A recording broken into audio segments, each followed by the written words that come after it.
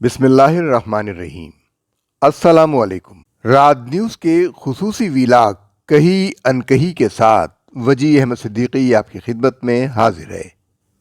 عمران خان کی پارٹی محمود خان اچکزئی اور فضل الرحمان نے قومی سلامتی کمیٹی کے اجلاس میں کس بیرونی قوت کے حکم پر شرکت نہیں کی، یہ راز کھل گیا ہے۔ یہ تینوں جماعتیں بی ایل اے کے موقف کی حامی ہیں یا مخالف؟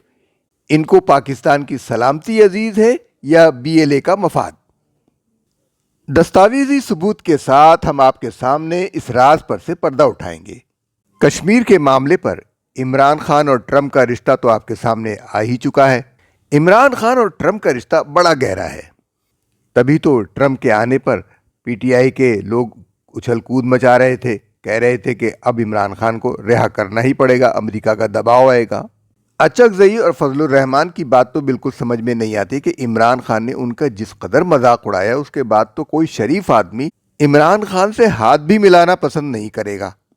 لیکن اچکزئی اور فضل الرحمان کسی اور ایجنڈے پر کام کر رہے ہیں۔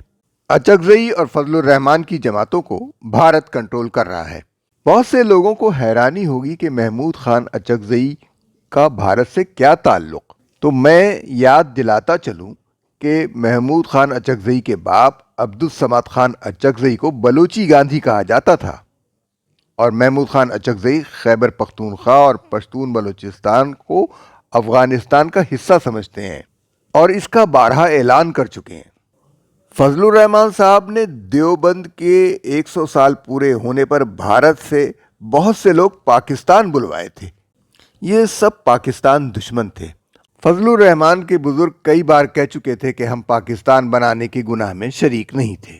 بہت سے لوگ ان باتوں پر اعتراض کریں گے، لیکن ماضی کے ان حقائق کو اگر ہم سامنے رکھیں تو معلوم ہوتا ہے کہ پاکستان سے ان کی محبت کس قدر ہے۔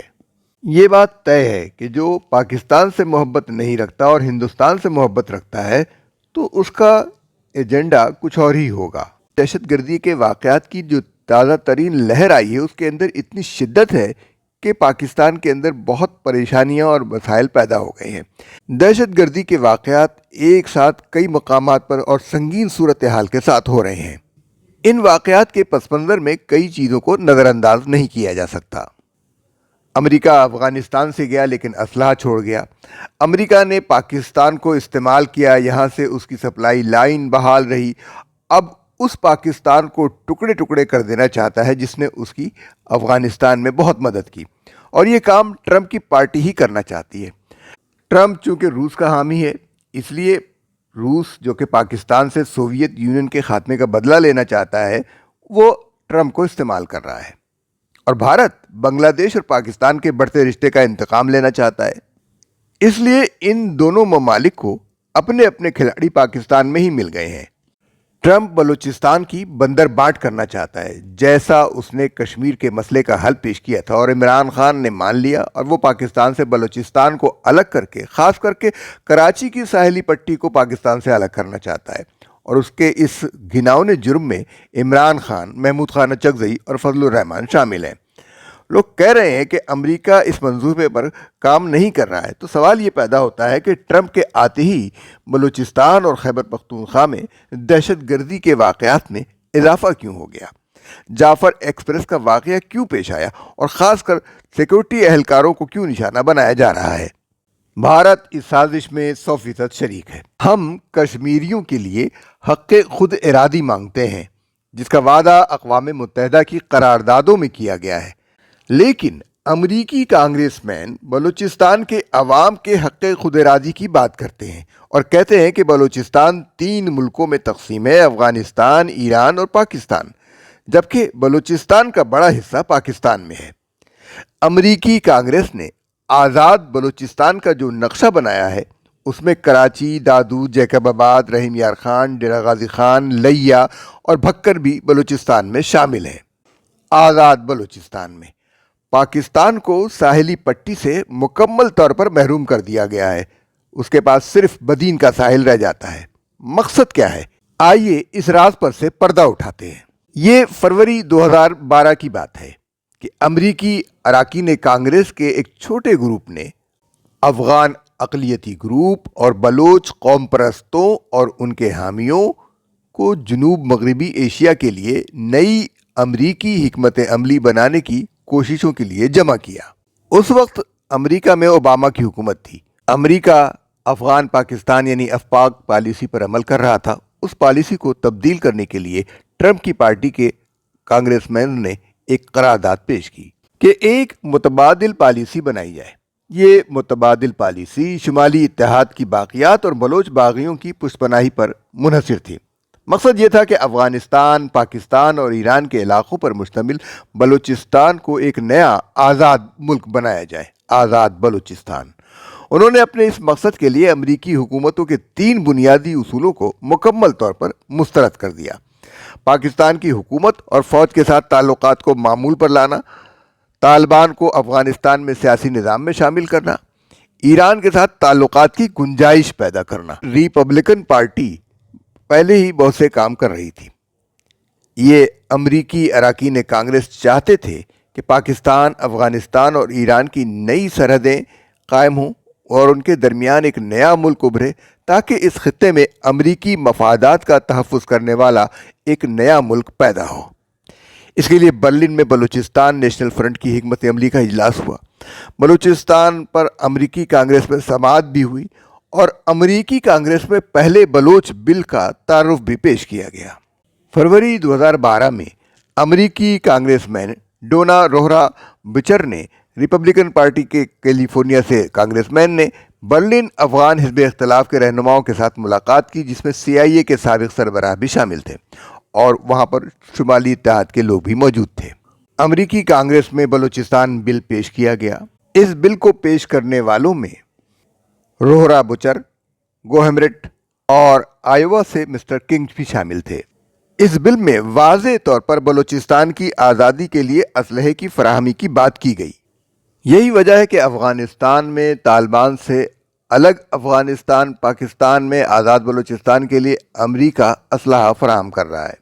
اس بل میں سب سے زیادہ مذمت پاکستان کی گئی اور کہا گیا کہ پاکستان یہاں پر انسانی حقوق کی خلاف ورزیاں کر رہا ہے۔ سوویت یونین کے خاتمے کے بعد دنیا کا نقشہ تبدیل ہوا تھا۔ اب امریکہ دنیا کا نقشہ اپنی مرضی کے مطابق تبدیل کرنا چاہتا ہے۔ امریکہ نے جس طرح افغانستان کو سارک میں شامل کیا، وہ جنوبی ایشیا کا ملک تو نہیں ہے۔ افغانستان کا بنیادی تعلق وسطی ایشیا سے ہے، لیکن امریکہ نے اسے جنوبی ایشیا کا ملک بنا ڈالا ہے۔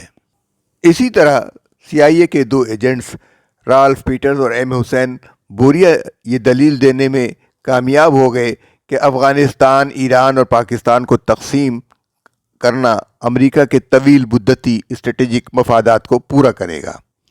آبنائے ہرمز سے کراچی تک پھیلے ہوئے آزاد بلوچستان کی حمایت کی جائے۔ پاکستان کے خلاف ایبٹ آباد بن لادن والے واقعے کو روہر نے بنیاد بنایا کہ پاکستان نے امریکیوں کے اجتماعی قاتل کو پناہ دی تھی۔ یہ بات اپنی جگہ ایک معمہ ہے کہ اس وقت اس واقعے میں واقعی مارا جانے والا بن لادن تھا یا نہیں۔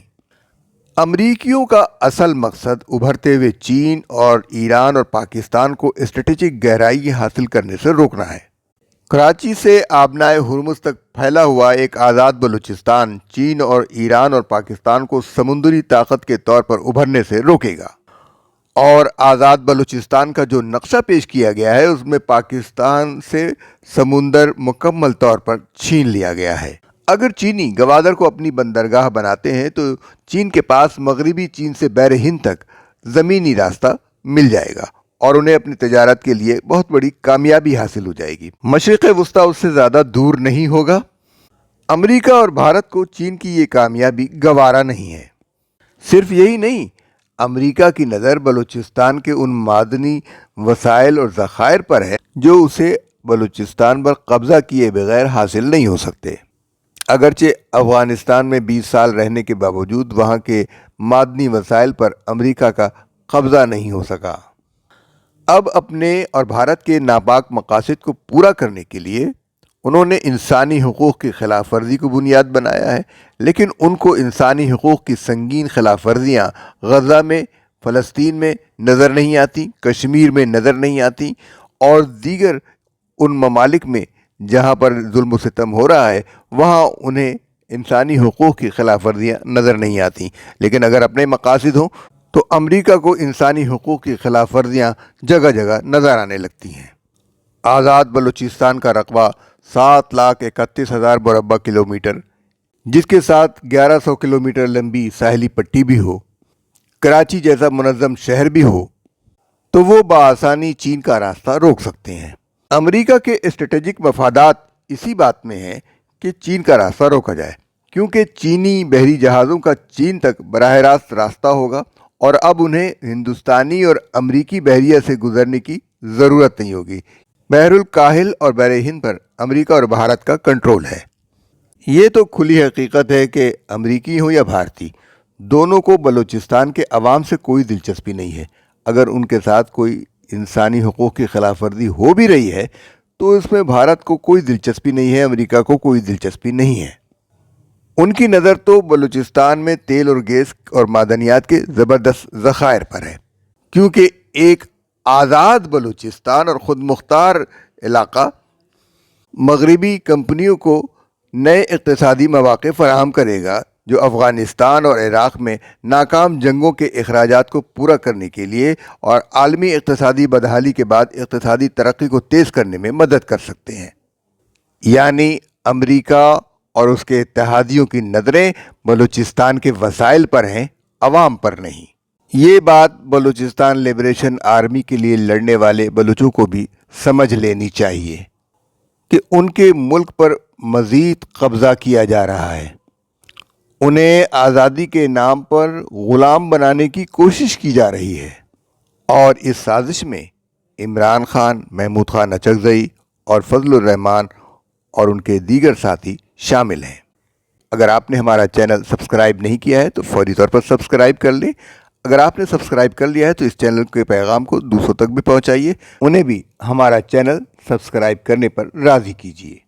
اب ہمیں اجازت دیجیے۔ اللہ حافظ و ناصر۔